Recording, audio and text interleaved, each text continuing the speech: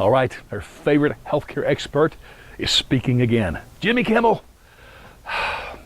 Frustrating. You know, Jimmy, I feel for his son who had the heart defect, but he's not even in Obamacare. And even beside that, if I could get Jimmy in a room for a couple of minutes, I promise you I would ask him questions about the bill. He would not have a clue about how to answer. It's frustrating, but it does make me think about people I would like to have in a room to discuss our healthcare system issues. There's really only two groups of people. One would be patients, and of course the other would be doctors. They're the ones that are intimately acquainted with what's going on. Now, patients, I don't need to hear from them. I am one. Patients, we all want, to be able to smoke like chimneys our entire life, drink like fish, and eat triple whoppers every day. And then at the end of our life, when we have cancer, heart disease, and diabetes, we want someone else to pay for it. So I know what the needs and wants of patients are. On the other hand, doctors, they're the ones behind all this mess.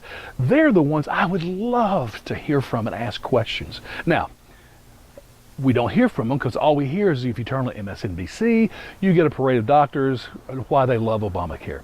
Go to Fox News, you get a parade of doctors on why they hate Obamacare. Let me be clear. Obamacare is the biggest pile of political crap I've ever seen in my life.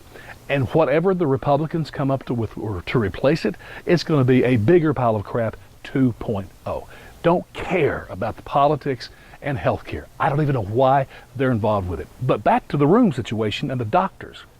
I would love to have a room and just ask them questions. I have 3 doctors myself. I have a general practitioner, an endocrinologist, and a cardiologist. Those 3 people, man, to get them sitting in a room as opposed to 3 of our top politicians. Imagine those 3 doctors in a room, and then in another room have, say, Donald Trump, Nancy Pelosi, and Mitch McConnell. Which of those groups would you rather hear from concerning your healthcare situation?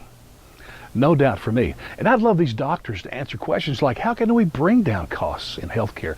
And you're practicing every day, so what regulations are there that we could either, eliminate or add or change or whatever that would make your job easier and lower costs?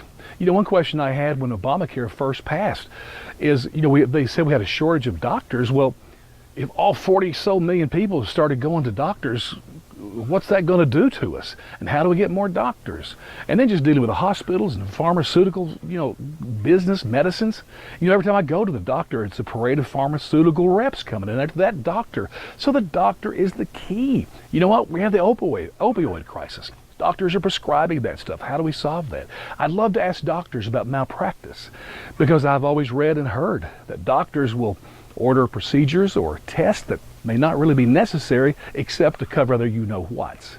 There's just so many things I'd love to hear from doctors on, but we can't, see, because we've allowed healthcare to become a political issue. It's too bad. And Jimmy, geez, I love you, man, but please stick with the comedy.